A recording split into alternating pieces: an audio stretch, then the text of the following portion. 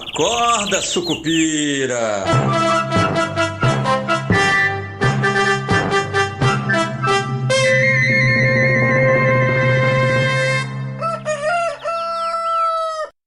Bom dia, pessoal. Sejam todos muito bem-vindos, sejam todas muito bem-vindas. Esse é o nosso Acorda Sucupira do dia 8 de agosto. Sextou, meu povo.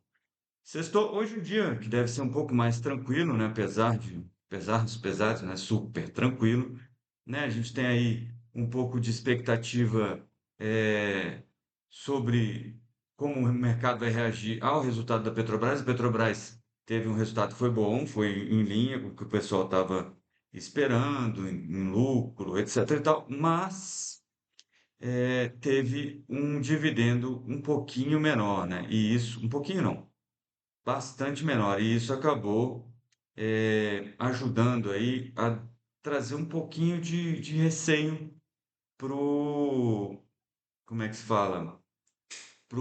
Para a reação do mercado agora de manhã com a Petrobras, né? Ela anunciou aí que vai pagar 8,6 bilhões de reais em dividendos de JCP, né? Juros sobre capital próprio, e isso ficou aí quase 4 bi abaixo do que o pessoal esperava, que era de 12 bilhões de reais, né? Na distribuição anterior foi de 11,72 bi, e essa, com o dólar mais baixo, etc. E tal, o pessoal achava que 12 bi ou próximo disso seria razoável. Como ficou em 8,6 bi, é, a ADR lá nos Estados Unidos cai aí agora um pouquinho. Deixa eu só ver o número aqui, porque eu acabei de ver esse número, já esqueci. Mas ela estava caindo um pouquinho agora no pré-mercado, caindo 1,15% no pré-mercado, vindo de uma alta ontem, né? Então, é possível que a gente tenha um ajuste para baixo aí na Petrobras, nas ações da Petrobras neste momento, né? Segundo a companhia, esses desembolsos aí, esses pagamentos vão ser feitos em duas parcelas, uma em novembro e uma em dezembro, com 0,3359 de cada vez, né, a cada pagamento. Então, 34 centavos para cada ação de Petrobras, pagamento em novembro e dezembro, cada pagamento de 34 centavos, e elas deixam de fazer jus a esses pagamentos no dia 22 agora de agosto, né? Então elas ficam né, direitos no próximo dia 22. Então quem tiver ação da Petrobras até o dia 21 tem direito a receber esse recurso, né? Ontem a Petrobras fechou a ação preferencial em alta de 0,56 e a ordinária em 0,71. É muito provável, muito possível que a gente veja aí uma quedinha no dia de hoje, um ajustezinho em função desses dividendos menores, tá? De qualquer forma, ainda foi uma empresa que apresentou aí o lucro de 26,6 bilhões de reais nesse segundo trimestre, né, saindo do prejuízo do ano passado de 2,6 bi, que foi registrado em 2024, né? Muito aí em função do aumento na produção. O EBITDA ajustado, que é uma espécie de lucro operacional, aí ficou em 9,2 bi de dólares, 4% abaixo do ano passado, e a receita líquida ficou em 21 bilhões de reais, uma queda de 10,4% na mesma comparação, mas dentro do esperado aí pelos analistas, tá? É,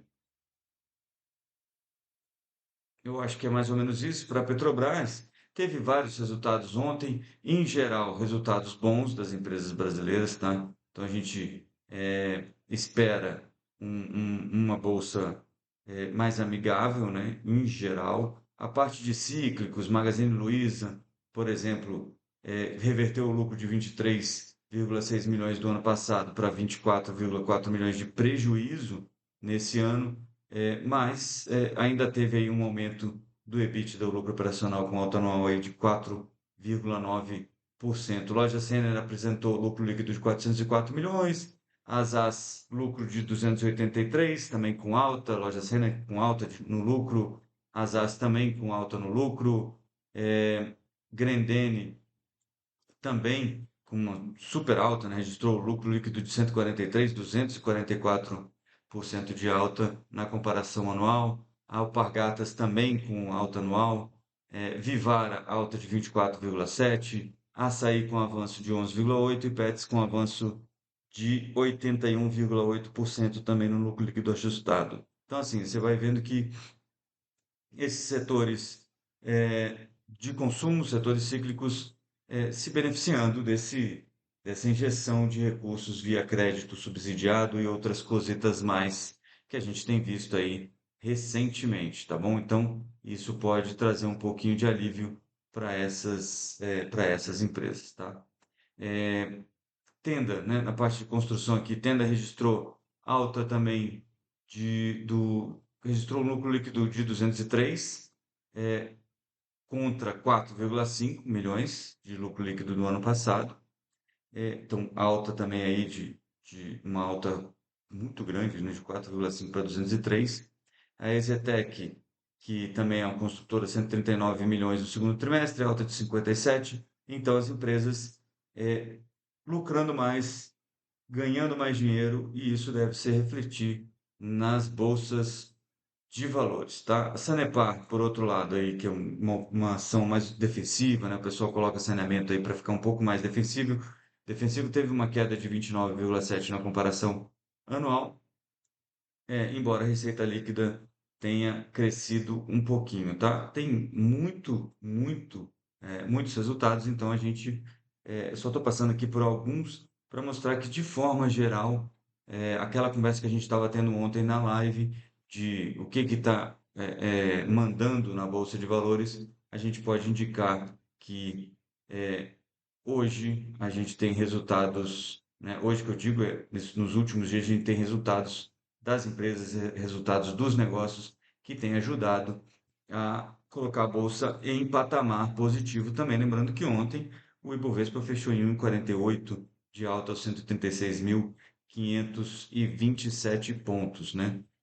Então, isso tem ajudado. O que tem ajudado também é a perspectiva de que o Fed deve cortar juros em setembro. Agora aí, acima dos 90% de probabilidade na Bolsa de Chicago, a probabilidade de um corte de juros em setembro, e na curva também, três cortes de juros precificados, né, pelo mercado norte-americano. Então, tem gente que acha que é um, tem gente que acha que é dois, mas o dinheiro está lá apostando em três cortes de juros. Isso enfraquece o dólar, enfraquece o dólar, ajuda a gente porque com o dólar mais baixo você tem menos pressão inflacionária vinda de fora, você tem menos necessidade de manter o juro alto. Não por acaso a curva de juro futuro ontem nossa caiu razoavelmente, né? Até 10 pontos aí para 2030, 11 pontos para 2032, então uma queda forte, né? Os últimos 30 dias têm sido de ajuste para baixo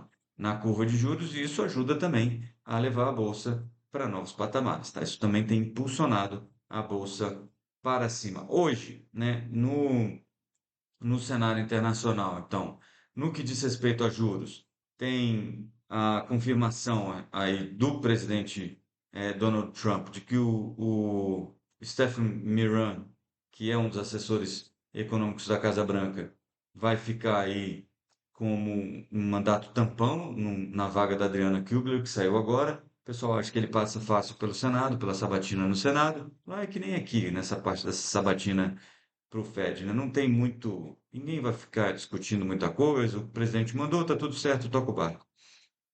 E o Christopher Waller, que já votou por um corte de juro na última reunião, está aí como favorito, é membro do Fed, já é membro do Fed, e é um favorito para assumir a cadeira agora do Jerome Powell como presidente do Fed, né? Ele já era um nome muito forte, tinham outros nomes que podiam ser indicados para esse mandato da Adriana Kugler, e como isso não aconteceu, Christopher Waller volta a ser o favorito aí nas bolsas de apostas para assumir a vaga do Jerome Powell quando o mandato dele expira aí no comecinho do ano que vem.